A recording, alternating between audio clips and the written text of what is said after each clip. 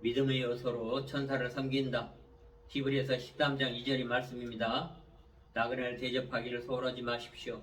어떤 이는 나그네를 대접하다가 자기들도 모르는 사이에 천사를 대접하였다라는 히브리서 13장 2절의 말씀처럼 하나님은 천사들을 이용하시어 인간을 도우십니다.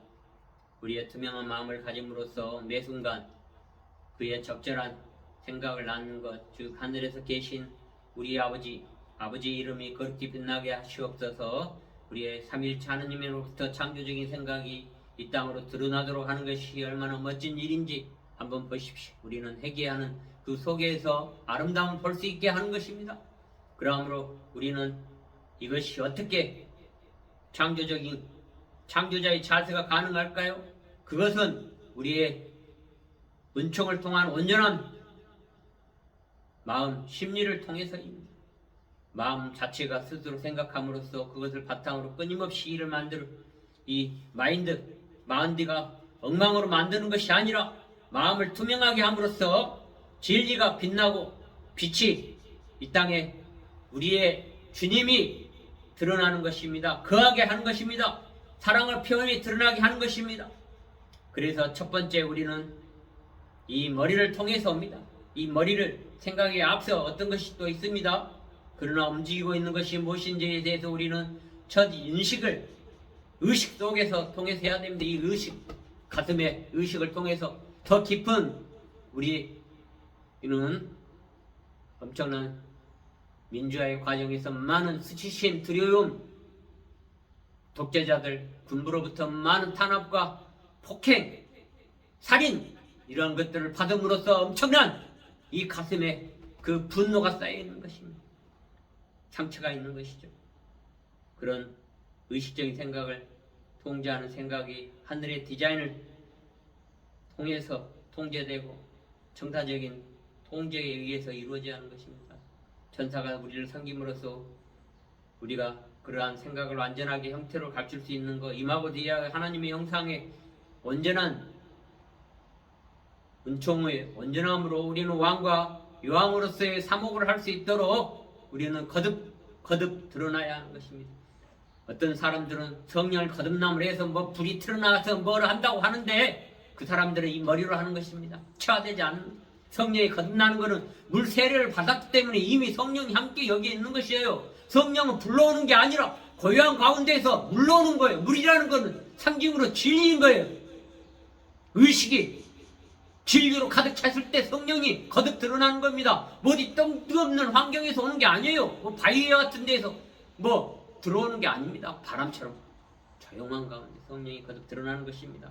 세상을 이렇게 바뀌어야 되는 거예요. 이제는 교회도 바뀌어야 합니다.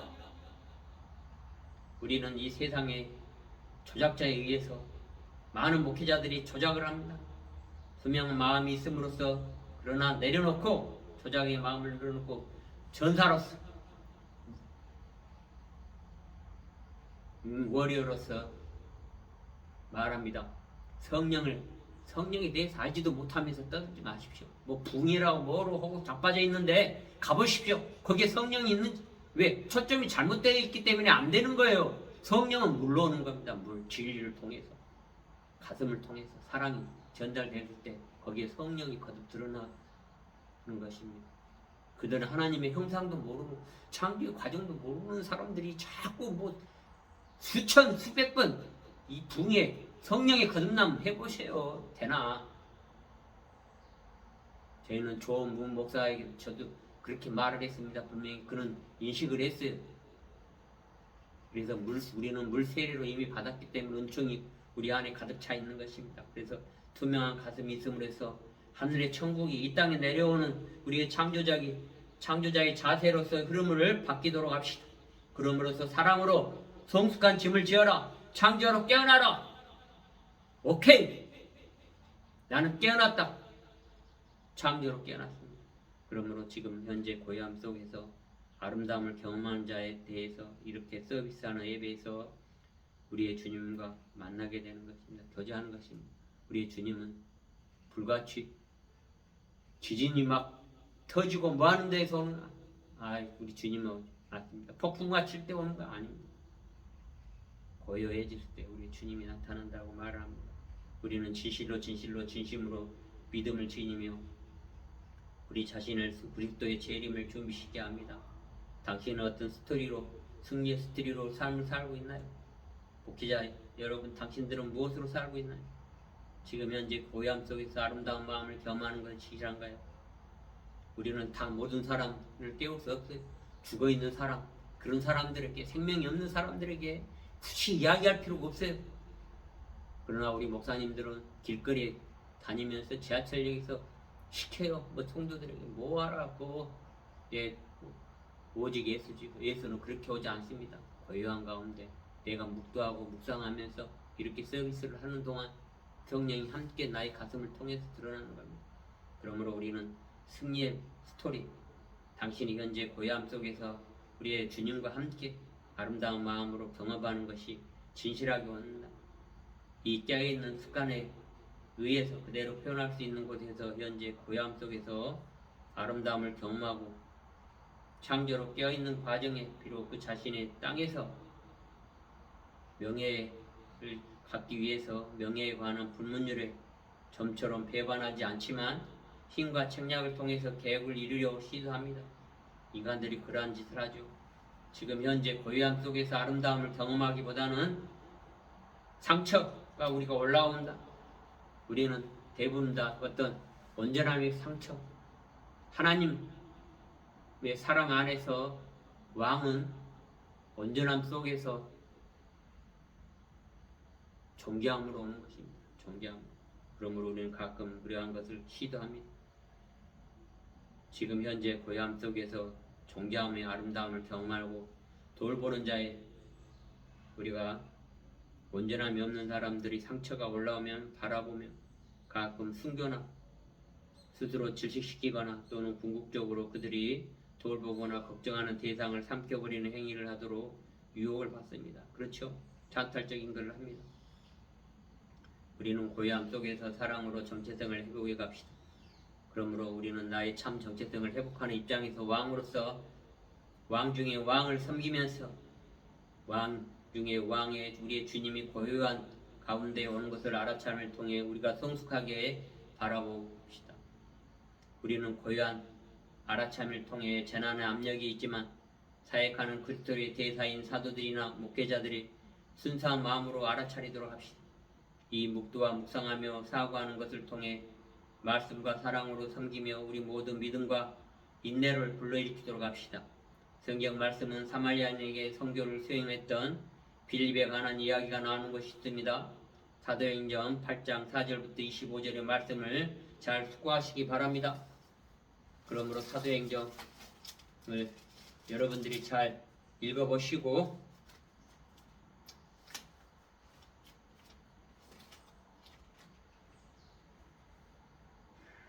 4장 사도행전 8장 4절부터 25절에서 그가 거기에 있을 때 그는 마술사 시드몬의 개종을 시켰습니다. 사도들이 성령의 은사를 베푸는 걸 보았을 때 그는 그들에게 도움을 주면서 자기도 같은 능력을 갖게 해달라고 하였습니다. 베드로는 그에게 거칠게 말하면서 창조적으로 은총을 받았는데 회개를 못하고 있느냐? 회개하라! 회개하십시오. 회개란 지금 그렇게 돈을 가지고 돈을 뭔가 직분을 사고 뭔가 은총을 사고 그러한 일들을 뛰어넘어서 아름다움을 보라. 아름다움, 은총의 아름다움, 창조의 아름다움을 보라는 것을 하였습니다. 이 고요한 알아차림을 통해 우리가 성숙하게 하여 그리스도와 같이 삶에서 승리의 삶을 살아가는 굳건한 믿음이 되게 합시다. 믿음이 즉 신뢰 믿음이 있는 곳에 향하도록 서로 존중하며 주님을 보라. 오직 성령의 빛 안에서 우리의 마음 다음과 같은 상황에서 주님의 활동을 볼 수 있을 것입니다. 우리의 생활에서 고요한 알아참을 통해 성숙하게 하여 그분이 우리를 이 시점에 도우셨고 계속 우리를 인도하셨다는 것 그리고 우리를 도와주실 거라는 것을 잘 인식하시기 바랍니다. 우리는 믿음의 요소로 천사의 섬김으로 낮은 은혜를 대접하기를 소홀하지 마십시오. 어떤 이들은 나그네를 대접하다가 자기도 모르는 사이에 천사들을 대접하였다는 히브리서 13장 2절로 말씀을 통해서 하나님의 천사들을 우리의 인간을 도우도록 하셨습니다. 그럴 때 어려울 때록 우리는 목회자들이나 사도들의 직분에서 주님과 교제하고 주님이 만나고 주님이 다시 오는 것은 고요한 가운데에 온다는 것을 알아차리고 묵도하시면서 기도하십시오.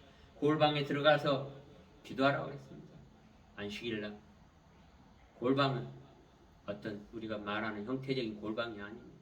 거기에 들어가서 고요히 기도하라고 그랬는데 베드로는 그 인식을 못했어요. 인식을 생각으로 했어요. 생각 머리로 해서 나가가지고 뛰쳐나가가지고 우리 주님이 오셨다. 예수는 그리스도가 하나님이다라고 이야기를 쳐서 얼마나 많은 사람들이 고통받고 죽었는지 아십니까? 지금도 그렇게 하고 있습니다. 그래서 떠들고 다니면서 젊은 MZ 세대는 다 떠납니다. 지금은 다 떠나죠.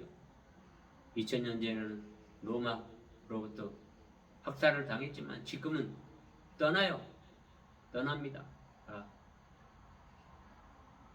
고요함을 알아차리고 성숙하게 바라고 그로 인해서 주님을 또한 받아들이도록 합시다. 기도하겠습니다. 기도합니다.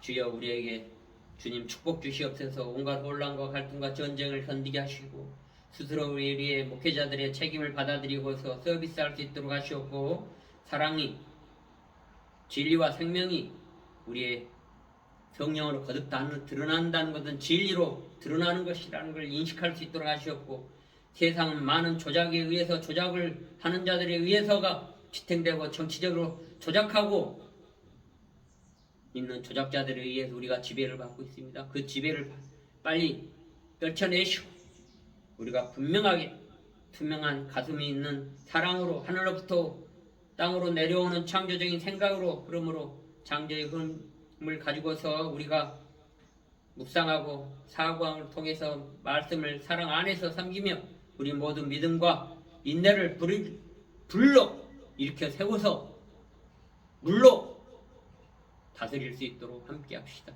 지금 불로 처리하고 있는 이스라엘과 가자 지구의 전쟁이 바로 그러한 조작자들에 의해서 이루어지고 있다는 것을 우리가 빨리 깨우치시오. 하나님 그들에게 빨리 은총 내려주시옵고 전쟁을 멈추게 하시옵고 우리 우크라이나와 러시아도 마찬가지입니다. 위정자들의 조작하고 백성들을 혼란과 고통과 환난으로 빠뜨리는 그 유정자들을 빨리 하늘로 집게에 쪽지게처럼 뽑아가지고 올라가십시오. 그 족속들을 전부 다 골멸하게 되어 주시옵소서. 그들에게 벌을 주시옵고 이 땅에 평강과 평화를 주시옵소서. 이 모든 기도를 우리 주 예수 그리스도의 이름으로 축원합니다. 그렇게 되었도다. 감사합니다.